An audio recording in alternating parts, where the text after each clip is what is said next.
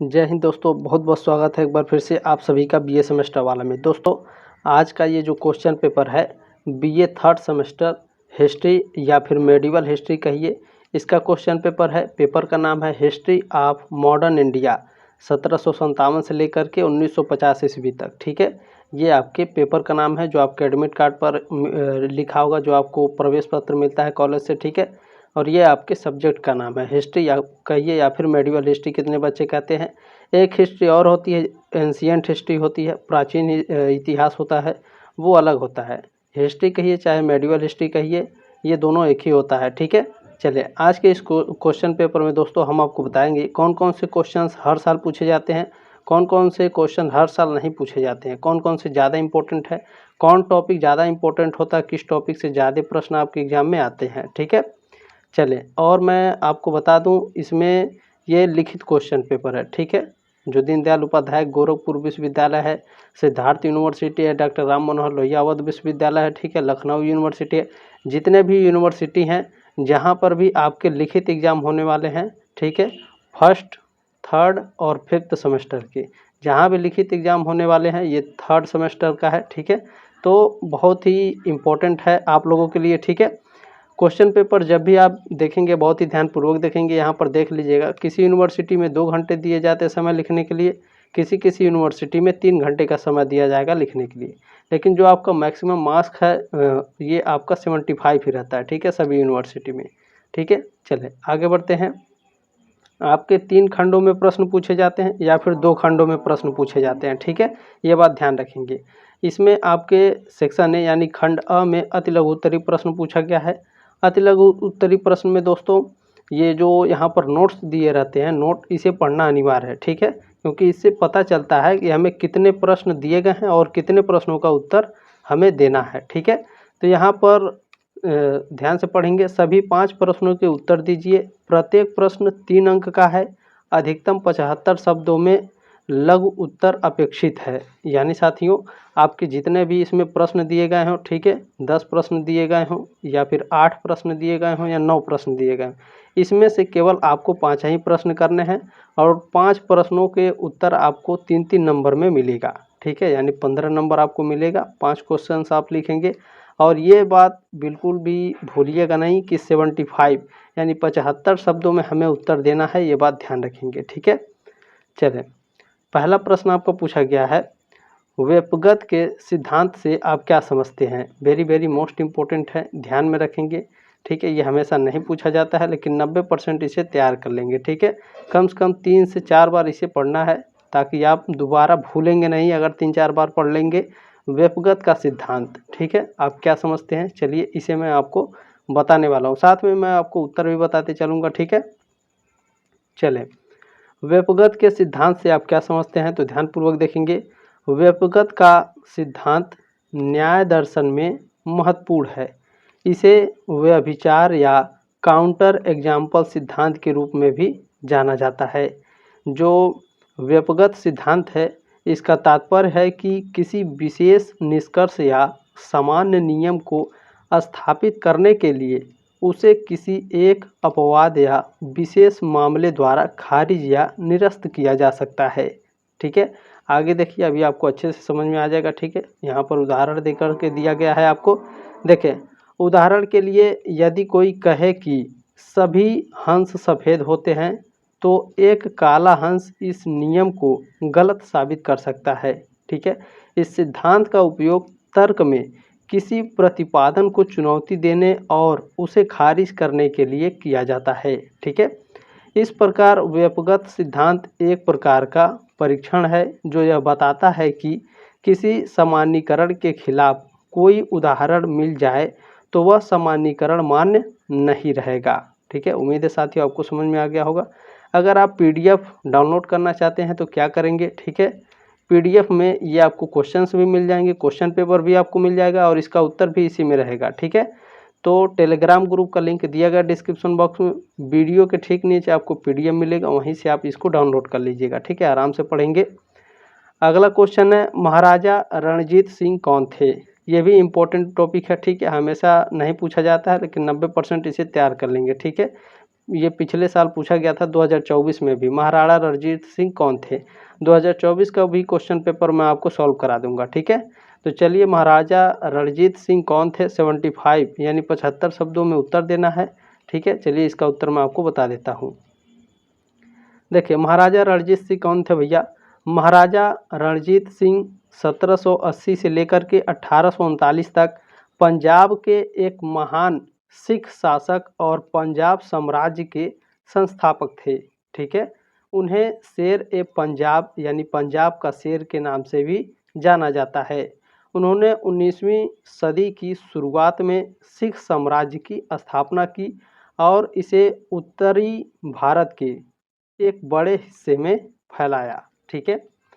अच्छा, आगे देखेंगे आप लोग। महाराजा जो रणजीत सिंह हैं, इनका जन्म 13 नवंबर 1780 को गुजरांवाला, अब पाकिस्तान में है ये गुजरांवाला, ठीक है, वहाँ पर हुआ था। इन्होंने बहुत ही कम उम्र में अपनी पिता की मृत्यु के बाद मिसल यानी सिखों के छोटे छोटे स्वतंत्र राज्य का नेतृत्व संभाल लिया था, ठीक है। अपने कुशल सैन्य नेतृत्व और कूटनीतिक कौशल के कारण उन्होंने विभिन्न मिसलों को एकजुट कर पंजाब साम्राज्य की नींव रखी, ठीक है। यहाँ तक आप लिख देंगे, आपको 3 नंबर मिलेगा। 75 शब्दों में उत्तर देना है। अगर पूछेगा कि महाराजा रणजीत सिंह के बारे में टिप्पणी लिखिए, ठीक है, या फिर महाराजा रणजीत सिंह के बारे में विस्तार पूर्वक समझाइए, तब आप इसके आगे ये सारे लिख सकते हैं, ठीक है। कि जो महाराजा रणजीत सिंह हैं, उनका शासन धार्मिक सहिष्णुता और न्याय पर आधारित था। उन्होंने अपने राज्य में हिंदू, सिख, मुस्लिम सभी धर्मों को समान अधिकार दिए और धार्मिक स्थलों का संरक्षण भी किया।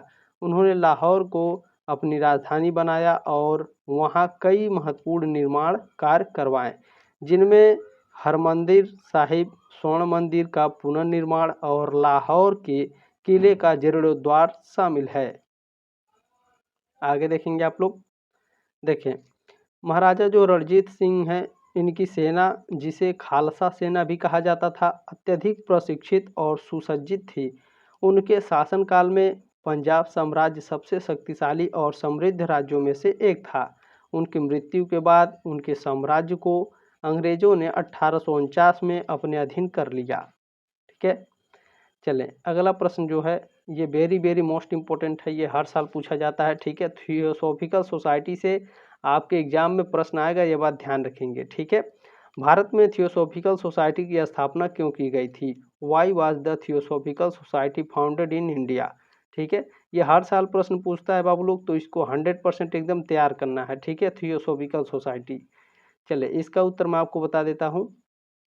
देखिए, भारत में थियोसॉफिकल सोसाइटी की स्थापना क्यों की गई थी? तो भारत में थियोसॉफिकल सोसाइटी की स्थापना 1875 में Henry Steel Olcott, madam HP Blavatsky और अन्य लोगों द्वारा की गई थी। इसका उद्देश्य विभिन्न धर्मों, दार्शनिक और विज्ञानों के बीच की समानताओं का अध्ययन करना और उनकी गहरी समझ विकसित करना था। अच्छा, इसमें आगे क्या है, आगे आप लोग ध्यान से देखेंगे। स्थापना के प्रमुख उद्देश्यों में शामिल थे सार्वभौमिक भ्रातृत्व का प्रचार, दूसरा है धर्म और दर्शन का अध्ययन, ठीक है। आप लोग बाकी आगे का पढ़ लेंगे। अगला है इसमें प्रकृति के अज्ञात नियमों का अन्वेषण, ठीक है। थियोसॉफिकल सोसाइटी ने भारत के आध्यात्मिक और सांस्कृतिक पुनर्जागरण में महत्वपूर्ण भूमिका निभाई, विशेष रूप से भारतीय धार्मिक और सांस्कृतिक धरोहर के पुनः जागरण में, ठीक है। इसने भारतीयों को उनके प्राचीन ज्ञान और परंपराओं की महत्ता का एहसास कराया और पश्चिमी भौतिकवाद के मुकाबले भारतीय आध्यात्मिक को प्रोत्साहित किया, ठीक है। चले आगे बढ़ते हैं। देखिए, अगला प्रश्न है आपका, what do you mean by Champaran Satyagraha? Champaran Satyagraha से आपका क्या अभिप्राय है? मोस्ट इम्पोर्टेंट है, ठीक है। चंपारण सत्याग्रह से भी आपके प्रश्न पूछे जाएंगे, 100% आपके प्रश्न आने वाले हैं। तो चंपारण सत्याग्रह को तैयार करना है, ध्यान रखेंगे। इसका उत्तर मैं अभी आपको बता दूंगा। अगला जो है ये भी हर साल पूछा जाता है, मार्ले मिंटो सुधार का संक्षिप्त विवरण दीजिए, ठीक है। मार्ले मिंटो सुधार भी आपका इम्पोर्टेंट टॉपिक है, इसे भी पढ़ना है। Give a brief description of Morley Minto reforms, ठीक है। चले इन दोनों का उत्तर मैं आपको बता देता हूँ, ध्यान रखेंगे साथियों। चंपारण सत्याग्रह से आपका क्या अभिप्राय है?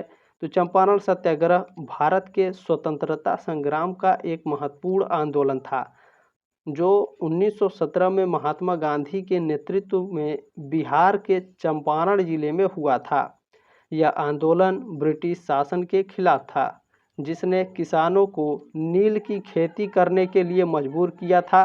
इस दौरान किसानों को अत्यधिक शोषण का सामना करना पड़ा था, ठीक है, पड़ रहा था और उन्हें अपनी भूमि पर खेती करने की आज़ादी नहीं थी। इसमें आप आगे लिखेंगे, महात्मा गांधी ने चंपारण के किसानों की समस्याओं को समझा और उनके अधिकारों के लिए संघर्ष किया। उन्होंने ब्रिटिश सरकार के खिलाफ अहिंसात्मक तरीके से आंदोलन किया जिसे सत्याग्रह कहा जाता है।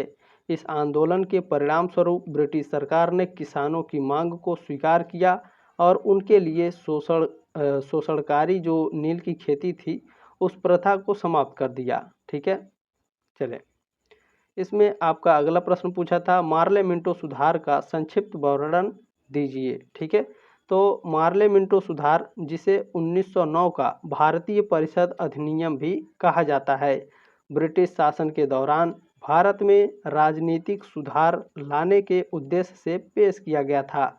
इस अधिनियम का नाम भारत के तत्कालीन वायसराय लॉर्ड मिंटो और ब्रिटेन के secretary of state for India John Morley के नाम पर रखा गया था।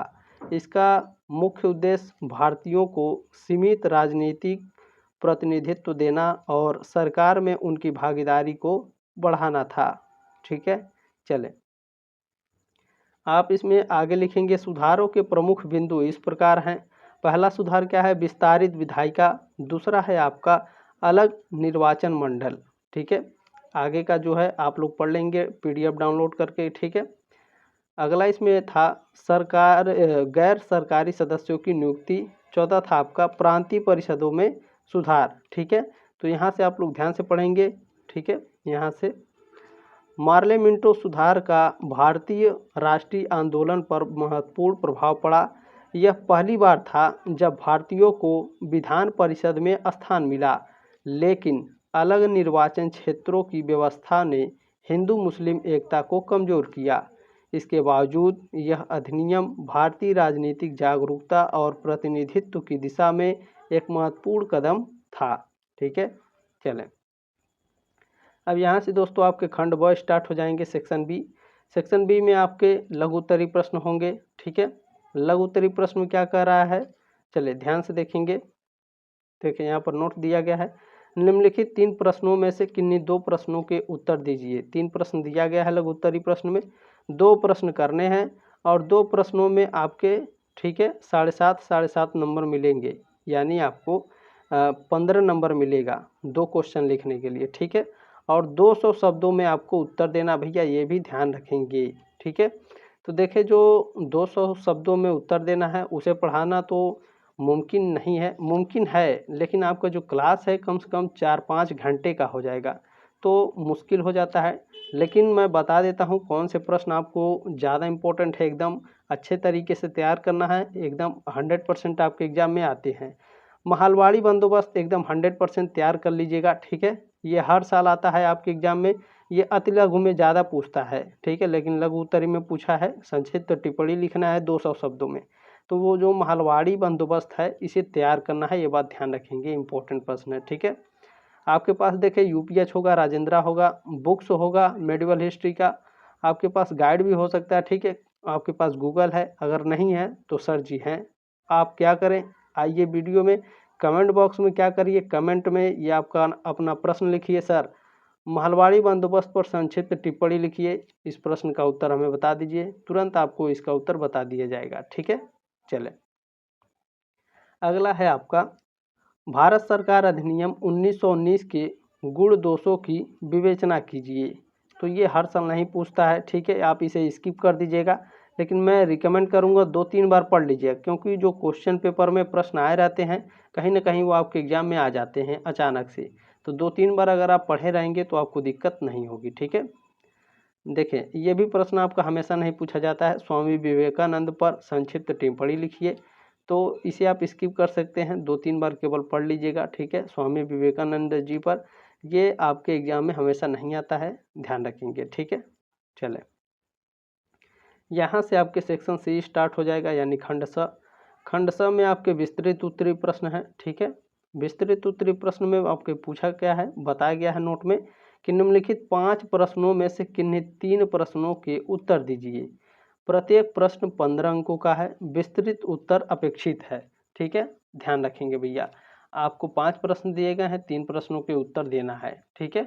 चलें, और यहाँ पर आपको, ठीक है, यहाँ पर आपके शब्दों में नहीं लिखा है कि कितने शब्दों में उत्तर देना है, विस्तृत उत्तर अपेक्षित है, यानी आपको विस्तृत यानी विस्तार पूर्वक में लिखना है, तभी आपको उत्तर मिलेगा, ठीक है। चले, यहाँ पर दिया भी गया है 3 प्रश्न करने हैं, 15-15 नंबर के, 15×3 45, ठीक है। 45 नंबर मिलेगा आपको। देखिए, हर कॉलेज में अलग अलग तरीके से होता है। ज़्यादातर कॉलेज में जो विस्तृत उत्तरीय प्रश्न होते हैं केवल 2 ही लिखने के लिए देता है, ठीक है। चले, इसमें आपका विस्तृत उत्तरीय प्रश्न में इसमें जो पहला प्रश्न आपका पूछा है, हालांकि नमा है ऊपर से अगर देखेंगे तो, लेकिन विस्तृत उत्तरीय प्रश्न में आपका नमा है, ठीक है, सॉरी पहला है। तो बक्सर के युद्ध के कारण, परिणाम एवं महत्व का वर्णन कीजिए। ये आपका हमेशा नहीं पूछता है, 3-4 बार इसे पढ़ लीजिएगा, ठीक है। बक्सर का युद्ध, ठीक है, युद्ध के कारण, परिणाम और महत्व, ठीक है। चले आगे बढ़ते हैं। इसमें 10वां प्रश्न आपका पूछा गया है, प्रथम आंग्ल मैसूर युद्ध के कारण एवं प्रभावों की विवेचना कीजिए। ये भी प्रश्न हर साल नहीं आता है दोस्तों, ठीक है, 2-3 बार इसे पढ़ लीजिएगा, प्रथम आंग्ल मैसूर युद्ध। अगला इसमें जो प्रश्न है, लॉर्ड रिपन की उपलब्धियों का परीक्षण कीजिए। ये भी 90% आता है, ठीक है, हमेशा नहीं आता है, तो इसे भी आप 3-4 बार केवल पढ़ेंगे, ठीक है, ज़्यादा नहीं पढ़ेंगे। चले, अगला प्रश्न आपका क्या है, भारत में रेलवे के विकास का वर्णन करें। वेरी वेरी मोस्ट इम्पोर्टेंट प्रश्न है ये। आपका प्रश्न 2024 के एग्ज़ाम में आ सकता है, 2025 के एग्ज़ाम में भी आ सकता है, ठीक है। तो इम्पोर्टेंट पॉइंट है, भारत में रेलवे के विकास का वर्णन कीजिए, ठीक है। चलें, वेरी वेरी मोस्ट इम्पोर्टेंट है, ये प्रश्न आता है, हर साल आता है। मैकाले की शिक्षा नीति का आलोचनात्मक मूल्यांकन कीजिए, ठीक है। ये आप प्रश्न हर साल आता है, ध्यान रखेंगे। इस बार आएगा या नहीं आएगा ये आपके कॉलेज के ऊपर डिपेंड करता है, लेकिन हर साल तो पूछा जाता है। 2024 के एग्ज़ाम में, 2025 के एग्ज़ाम में इम्पोर्टेंट है, क्योंकि मैकाले की जो शिक्षा नीति है बहुत ही इम्पोर्टेंट है, इसे पढ़ना अनिवार्य है, आप लोग पढ़ लीजिएगा, ठीक है। चलें, तो दोस्तों ये रहे आपके क्वेश्चन पेपर, ठीक है। BA 3rd semester medieval history या फिर हिस्ट्री कह सकते हैं आप। हिस्ट्री में दोस्तों आपका पेपर का नाम था हिस्ट्री या मॉडर्न इंडिया 1757 से 1950 ईस्वी तक, ठीक है। तो दोस्तों आप लोग क्या करेंगे, इस क्वेश्चन पेपर को आगे ज़रूर सेंड कर देंगे अपने दोस्तों के साथ व्हाट्सएप पर, ठीक है। ये आपकी जिम्मेदारी है और आपसे रिक्वेस्ट है, ठीक है। जल्दी मिलते हैं साथियों आपके नेक्स्ट क्लास में, तब तक के लिए जय हिंद, वंदे मातरम।